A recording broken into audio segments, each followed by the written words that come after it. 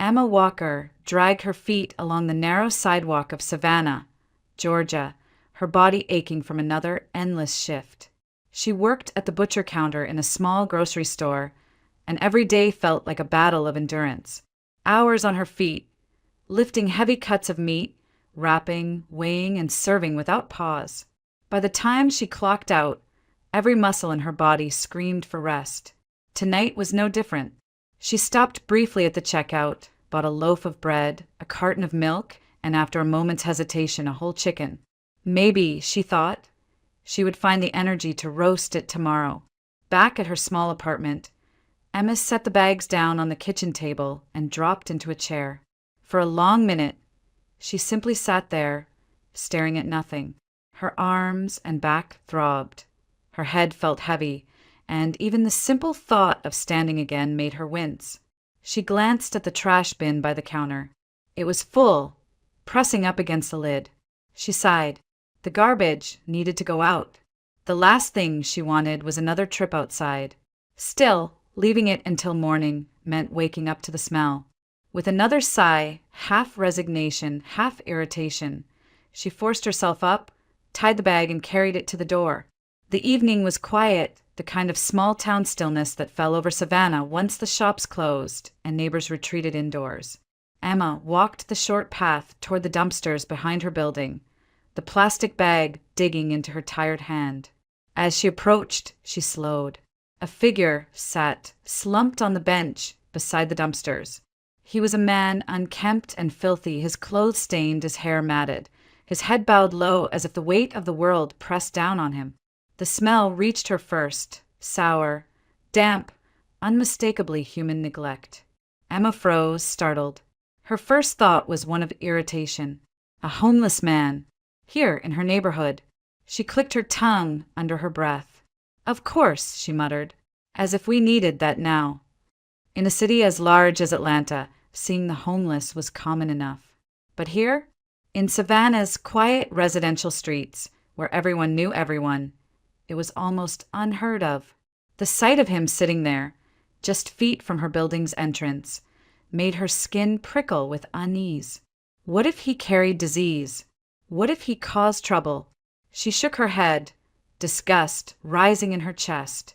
She tossed the garbage into the dumpster with more force than necessary and turned on her heel, eager to leave the smell and him behind.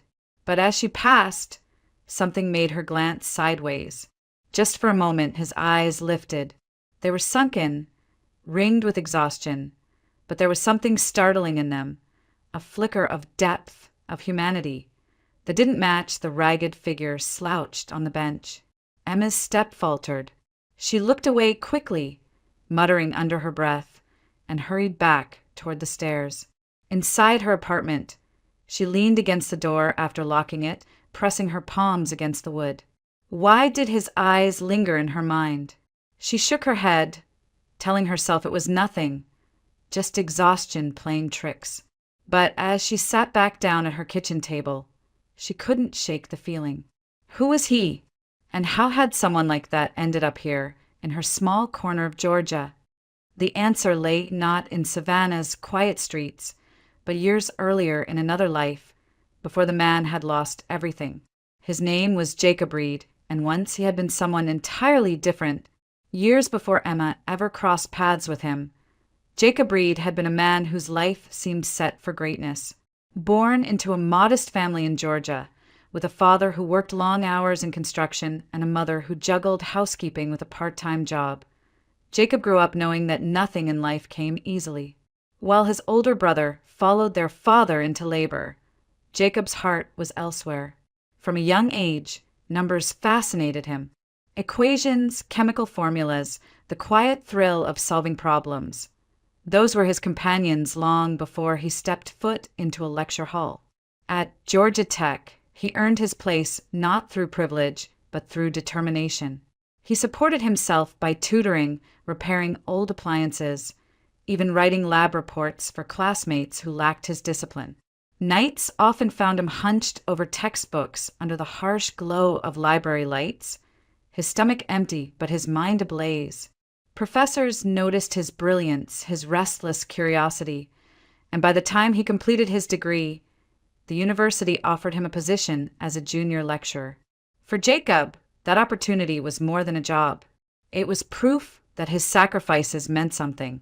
He thrived in the classroom, his passion infectious, his research innovative.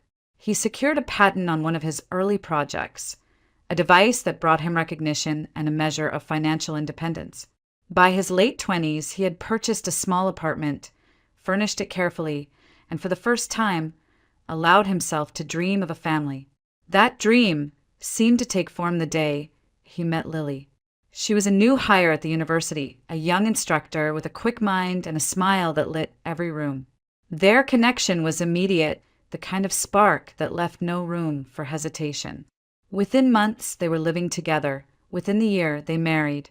Their love was fierce, their hopes high. Jacob wanted children, a bustling home filled with laughter. Lily wanted the same, but fate was cruel.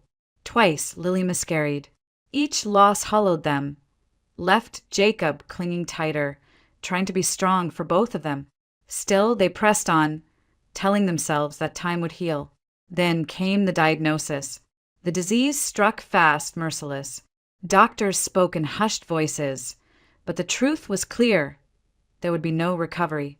Lily's health declined rapidly, and within months she was gone. Her death shattered Jacob. The apartment that had once been filled with light turned into a tomb of silence. He stopped showing up to his lectures. Research projects gathered dust. Colleagues tried to reach him, but he brushed them aside. For a time, the department tolerated his absences. He was, after all, one of their brightest minds. But brilliance could not excuse disappearance. Eventually, the administration had no choice but to release him. By then, Jacob no longer cared. Without Lily, everything felt pointless. He withdrew from his family, ignoring calls, ignoring visits. His parents, frantic, searched for him when he vanished altogether. They arrived at his apartment only to find it abandoned. The once orderly space left in disarray, the atmosphere heavy with despair. Days of searching turned into weeks. When their efforts brought nothing, they filed a missing person report. The trail went cold. Jacob Reed disappeared into the margins of society. The once celebrated academic faded from view, trading lecture halls for back alleys, the respect of colleagues for the indifference of strangers. And it was in this broken state that Emma Walker would one day find him, slumped beside a dumpster in Savannah, unrecognizable from the man he once was. The following week, life at the grocery store pressed on as usual. Emma worked the counter with her colleague Donna Price, who was quick to chatter as they scrubbed down their stations. Donna glanced at Emma with a knowing smirk. "You've got it easy," she said. "No husband, no kids, just yourself to take care of. Must be nice." Emma smiled faintly, unwilling to share the ache she carried, the yearning for a family of her own. She kept her thoughts to herself, unaware that the man she had dismissed days earlier would soon alter the course of her quiet life. It was late in the evening when Emma turned the corner onto her street, her grocery bag tucked under one arm, her mind already drifting toward the comfort of bed. The autumn air in Savannah was cool, heavy with the scent of damp leaves, the kind of night when most of the town had already settled behind drawn curtains. She longed for silence, for stillness, but as she neared her building, she slowed. There he was again, the same man she had noticed by the dumpsters days earlier, Jacob Reed. He sat hunched on the bench just outside her apartment complex, head bowed, body folded in on itself as though he were trying to disappear into the night. Emma's chest tightened. She considered crossing to the other side of the street, avoiding him altogether. What business of hers was it if some drifter chose to haunt her block? She shook her head, muttering under her breath, and kept walking. But as she drew level with the bench, movement caught her eye. Jacob shifted, then faltered. His body tilted as though the bench itself had betrayed him, and before Emma could react, he nearly collapsed to the ground. A strangled sound escaped his lips, weak, barely audible. Emma froze. Every instinct urged her to keep going. He wasn't her responsibility. She had her own problems, her own exhaustion, but something rooted her in place. She stared at the crumpled figure, his chest rising and falling with difficulty, his skin pale beneath the grime. This wasn't drunkenness, she realized. This was something else, something worse. Her heart thudded painfully. She took a hesitant step closer. "Hey," she said softly, almost against her will. "Are you okay?" His eyes fluttered open, and for the briefest second, they met hers. There was no hostility there, no madness, only pain. He gave the slightest nod, as if admitting the truth cost him the last shred of strength he had. Emma's throat tightened. She should walk away. She should call someone else. But her phone was nearly dead, the screen dark, and the thought of leaving him sprawled on the sidewalk gnawed at her. Cursing under her breath, she crouched beside him. "Come on," she whispered. "Let's get you up." With effort, Jacob allowed her to help. His body was alarmingly light, as though every ounce of muscle had wasted away. Step by shaky step, she guided him through the entryway, up the short flight of stairs, and into her apartment. She eased him onto the couch, her breath quick, her palms damp with nerves. Her phone flickered to life after she plugged it in. Hands trembling, she dialed 911. Within minutes, the wail of a siren pierced the night, and EMTs climbed the stairs, their presence filling her small living room. They examined Jacob swiftly, their flashlights and medical bags turning the space into a temporary clinic. The diagnosis was clear: severe malnutrition, exhaustion, dehydration. Nothing immediately life-threatening, but enough to explain his collapse. They urged him to come with them, to be admitted for further care. But Jacob shook his head firmly, his voice hoarse yet determined. He signed the AMA form against medical advice, refusing hospitalization. Emma stood by, her arms crossed tightly against her chest, torn between relief and unease. Relief that it wasn't worse. Unease that he would be staying here in her apartment, even if only for the night. When the EMTs packed up and left, the silence that followed was deafening. Emma leaned against the kitchen counter, staring at the figure slumped on her couch. His breathing was shallow, his eyes closed, his face gaunt yet strangely peaceful in the dim light. Somewhere deep inside, Emma knew the truth. By helping him inside, by calling for help, by refusing to walk away, she had crossed an invisible line. This man was no longer a stranger on a bench. For better or worse, she had let him into her world. And as she stood there, staring at him, the weight of that choice settled heavily on her shoulders. The apartment was quiet after the EMTs left, the faint hum of the refrigerator the only sound. Emma lingered by the kitchen counter, still uncertain. She had carried Jacob in on impulse, but now what? He was too weak to leave, and she couldn't imagine simply putting him back on the street. She glanced toward the couch. His eyes were half open, his face pale, his hands trembling slightly as he tried to adjust himself against the cushions. A surge of pity swept over her, pushing back the irritation that had first flared when she saw him by the dumpsters. Emma turned toward the stove. She had a pot of chicken soup from the day before, nothing fancy, just broth, vegetables, and bits of meat. She warmed a bowl and carried it to the couch, setting it on the coffee table. Pulling a chair close, she sat down and lifted the spoon. "Here," she said gently, holding it toward him. Jacob shifted, his gaze dropping to the steaming bowl. Slowly he shook his head. His voice was rough but firm. "Please, I can do it myself." Emma blinked, surprised. She expected him to be too weak to resist, but there was pride in his tone, something unbroken. With visible effort, he pushed himself upright, his hand trembling as he reached for the spoon. She hesitated, then let him take it. His fingers closed awkwardly around the handle, and he began to eat, slowly, carefully. It was clear the soup brought him relief. His shoulders relaxed slightly, and for the first time since she had seen him, there was a trace of peace in his expression. When the bowl was nearly empty, he set the spoon down and leaned back, exhausted. "Thank you," he murmured, Then, after a pause, he looked at her with an expression that was almost apologetic. "I'm sorry for being here, for troubling you. I'll rest a little and then I'll go. I don't want to cause you any inconvenience." Emma's lips parted, but no words came at first. She had expected bitterness, entitlement, or silence. Instead, his voice was measured, his manner courteous. It startled her. This was not the way most people imagined a homeless man would speak. "You don't need to apologize," she managed. "You're not well. Just stay put for now." He nodded faintly, closing his eyes for a moment. Emma rose, restless. Something about his voice, the careful way he formed his words, had unsettled her in a way she couldn't explain. On impulse, she walked to her closet and pulled out a duffel bag tucked on the top shelf. Inside were old clothes her younger brother had left during his visits, jeans, shirts, even a razor kit.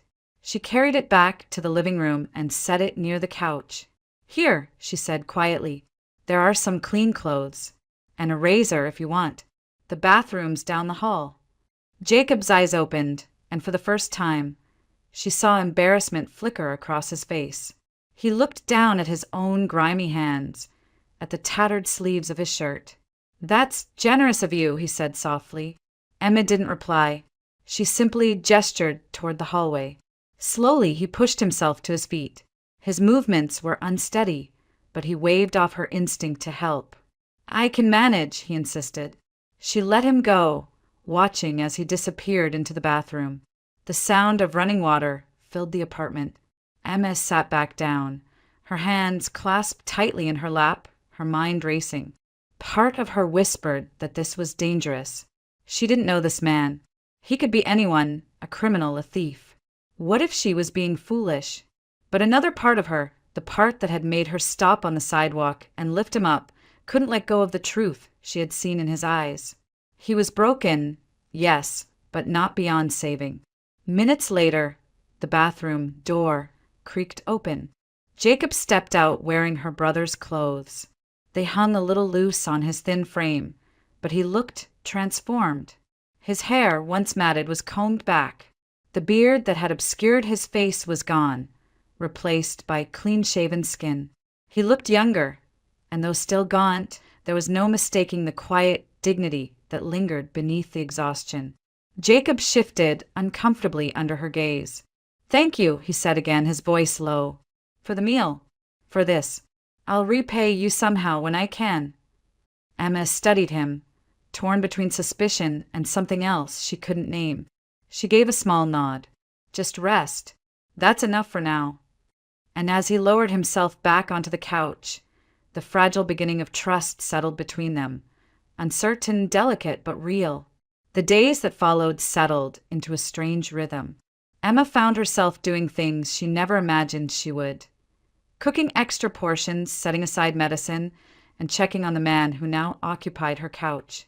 At first, it felt awkward, like she was hosting a stranger who might vanish at any moment. But each morning when she left for work, Jacob was still there, quiet, weak, but slowly regaining strength. The EMTs had left instructions before they departed that night. Electrolyte fluids, vitamins, light meals to rebuild his strength. Emma took their words seriously. On her way home from the store each evening, she stopped by the pharmacy aisle, picking up bottles of supplements and electrolyte packets. At the counter, she bought fresh vegetables, bread, milk.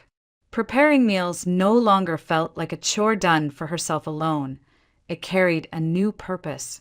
Still, not everyone saw it that way. At work, Donna Price raised her eyebrows when Emma mentioned the man staying in her apartment. "Emma, are you out of your mind?"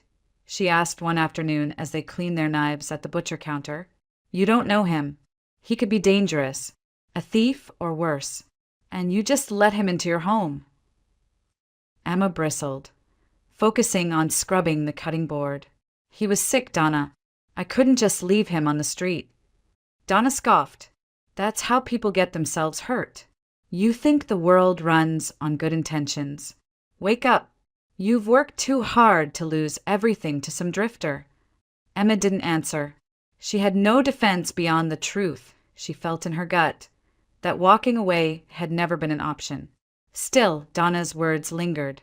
That night, as she walked home through the quiet streets, doubts crowded in. Was she being naive? Foolish? She barely had enough for herself, and now she was sharing with a man she hardly knew. But when she opened the door and saw Jacob sitting upright, waiting with a tentative smile, the weight of those doubts loosened. He had shaved again, his posture straighter. Though still thin, his eyes were clearer than before. "Good evening," he said softly, his voice steadying a little more each day. "How was work?" The question startled her. It was the kind of thing friends asked, not a man who had collapsed outside her building. She shrugged. The usual. Long loud. He nodded, listening, as if the details of her day actually mattered. Later, over dinner, he began to speak of himself. At first, it came in fragments. A mention of teaching. A reference to a wife named Lily. His voice carried both warmth and sorrow, like he was turning over fragile glass in his hands. Emma listened, her heart tightening. He told her about meeting Lily at Georgia Tech, about the joy of their early years, about the devastating miscarriages. His eyes clouded when he spoke of Lily's illness, the speed with which it took her, the helplessness of watching her fade.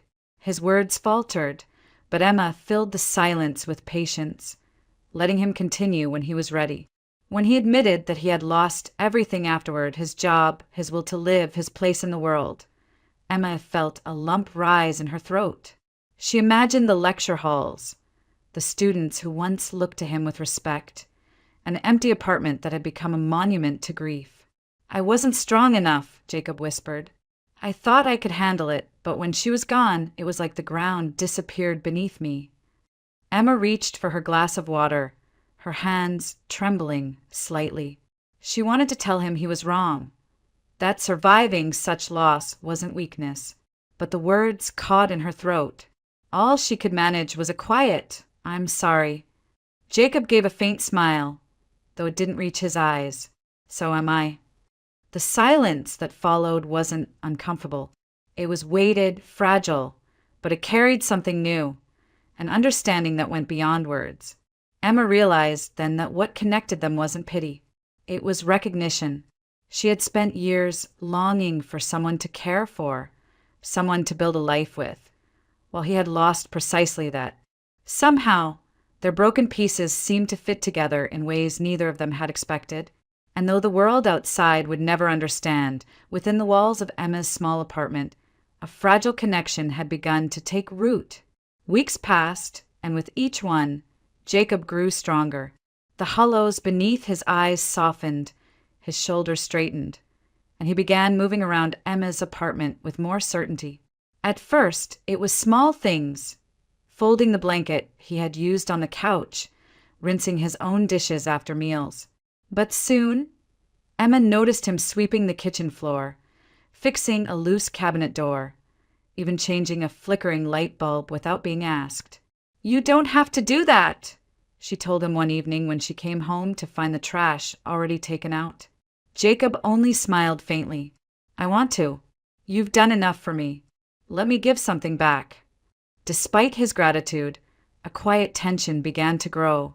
One night, as they sat across from each other at the kitchen table, Jacob cleared his throat. "Emma, I think it's time I left." The words landed heavily, and she set down her fork. "Left? Where would you go?" He looked down, ashamed. "Anywhere. I've taken too much already. You don't owe me this roof, this food. I was never meant to stay." Emma's chest tightened. She should have expected this moment, but the thought of her apartment without him suddenly felt unbearable. He had filled a space in her life she hadn't realized was empty until now. She shook her head. "Jacob, you're not a burden. You're," she faltered, searching for the right word. "You're part of this place now, at least to me." His eyes softened, but he didn't argue further.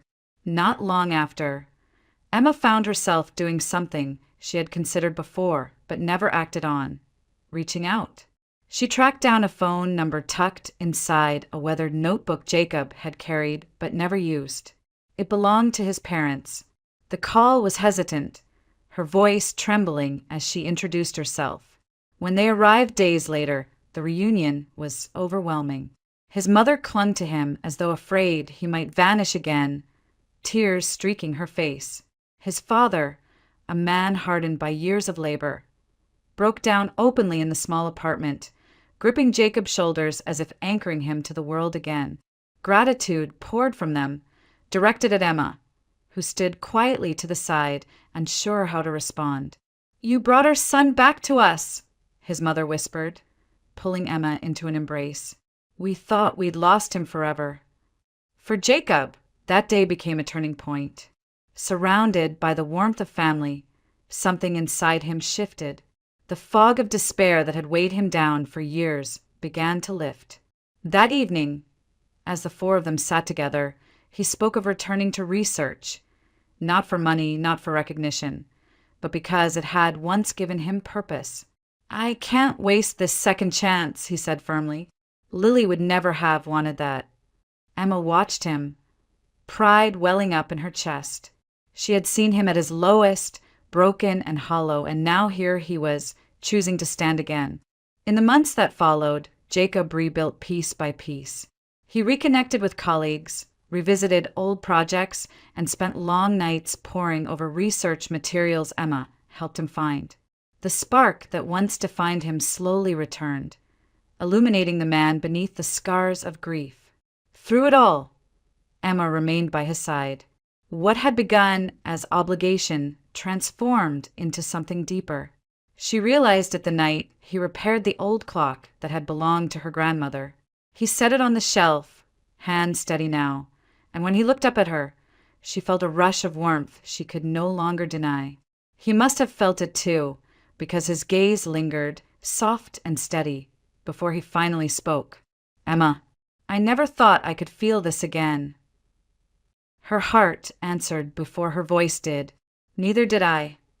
A year after the night she first carried him into her apartment, Emma walked down the aisle of a small church in Savannah. Jacob stood waiting, dressed in a simple suit, his expression one of awe. Their vows were quiet, intimate, but heavy with the weight of all they had endured. When they exchanged rings, it wasn't just a union of two people. It was a promise born of loss, survival, and the courage to start again. The seasons turned, and with them came a new chapter Emma had long dreamed of but never dared to believe possible.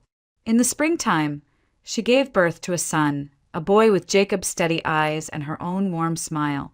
They named him Caleb. From the moment she held him in her arms, Emma felt a completeness she had yearned for her entire adult life. The sleepless nights, the long feedings, the exhaustion that tugged at her bones, it all melted in the face of Caleb's soft breathing, his tiny fingers curling tightly around hers. Jacob was no less transformed. Where once despair had ruled his days, now it was joy. He held his son with reverence, as though every moment were sacred. Friends and family often caught him studying the baby's face, overcome by the miracle of it. For a man who had thought all chance of family was lost, Caleb was proof that hope could return even after devastation. As the months passed, Jacob threw himself back into work. With Emma's encouragement, he reached out to his old colleagues in Atlanta, re-establishing ties that had long frayed. His reputation, though scarred by his years of absence, had not been forgotten.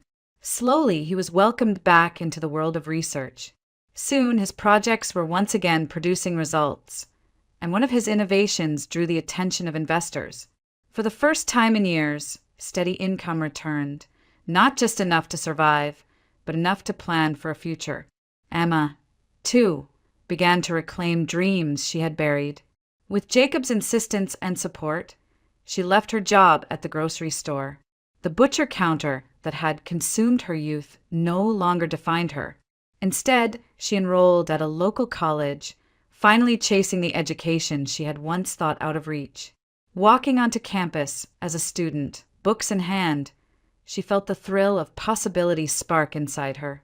Their lives shifted quickly. With Jacob's research providing financial stability, they bought a modest but spacious home on the outskirts of Savannah, a white house with a porch shaded by oaks, a place where Caleb could play in the yard. Moving day was chaotic and joyful, their small family laughing as they unpacked boxes late into the night. For Emma, standing in the doorway of their new home, it was the embodiment of everything she had longed for. Not just shelter, but a true sanctuary. Even as she studied and cared for Caleb, Emma found herself pulled towards something more. The memory of Jacob slumped outside her building never left her, nor did the countless faces she now noticed on Savannah streets, men and women who carried the same hollow look he once had. She began volunteering at a shelter downtown, first serving meals, then organizing clothing drives. Soon, her involvement deepened. She spoke to community groups, advocating for compassion, reminding them that homelessness was not a life choice but often the result of heartbreak and misfortune. Jacob supported her every step of the way. In the evenings, when Emma returned from her classes or her volunteer work, he listened intently as she shared the stories she had heard. He never forgot his own journey, and together they resolved that their family would not only live for themselves, but also for others who needed a second chance. Their days were full, sometimes exhausting, but always meaningful. Caleb grew quickly, his laughter echoing through the house, filling every corner with life. On weekends, the three of them strolled through Forsyth Park, Jacob pushing the stroller while Emma walked beside him, their hands brushing together. They spoke of the future, of siblings for Caleb, of new research Jacob hoped to publish, of the degree Emma would soon earn. There were no illusions that life would always be easy. But for Emma and Jacob, the hardships of the past had forged something stronger than certainty: resilience. They had walked through grief and despair, and together they had chosen to build again. And in the glow of their new home, surrounded by love and purpose, they knew their story was not one of tragedy anymore. It was one of rebirth. 6 years slipped by like pages turning in a well-loved book. Life for the Reed family had blossomed in ways that once felt impossible. Jacob's work in science was not only restored, but thriving.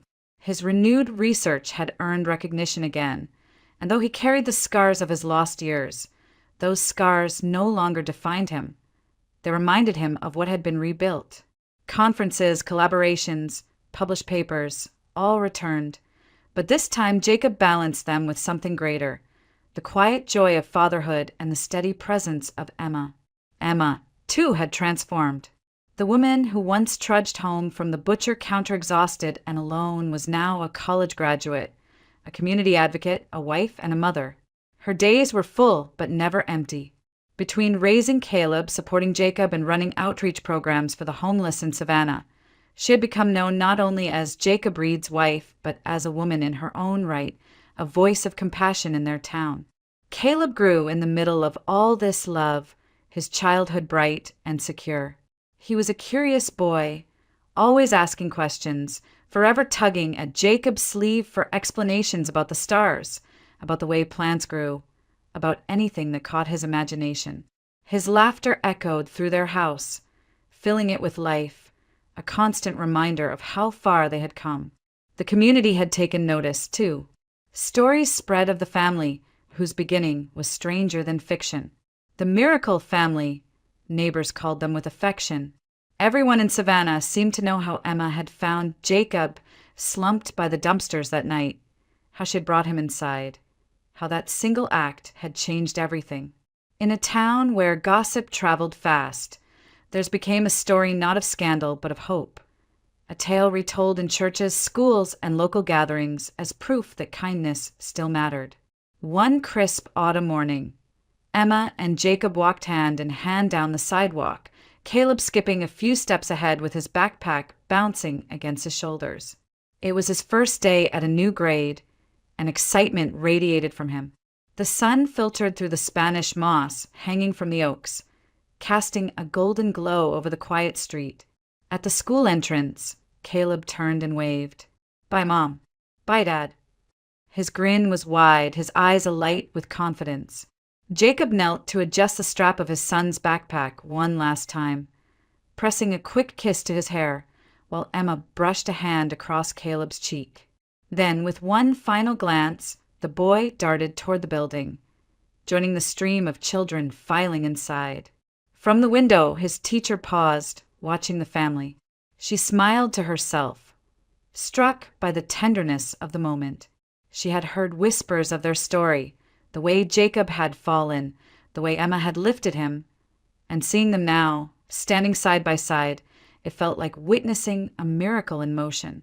As the school doors closed behind Caleb, Emma slipped her arm through Jacob's. They lingered a moment on the sidewalk, neither in a hurry to leave. The air was filled with the ordinary sounds of a morning. Car engines, children's chatter, but for them it was layered with memory. Jacob squeezed her hand. "Do you remember that night?" Emma didn't need to ask which one. The dumpster, the collapse, the decision to stop instead of walk away. Those images would never leave her. She nodded. "I do. I remember thinking I was crazy bringing you home." He chuckled softly, his eyes glistening. "Maybe you were, but it saved me." Emma leaned her head against his shoulder, her voice quiet. "It saved me too."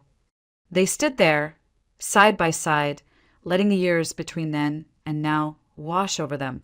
The loneliness, the grief, the fear, all of it had led here, to a family, to love, to a life neither of them had dared to hope for. As they turned toward home, the lesson of their journey was clear, not only to them, but to all who knew their story. Sometimes a single choice could alter the course of a life. Sometimes the smallest act of compassion could light a path through the darkest night.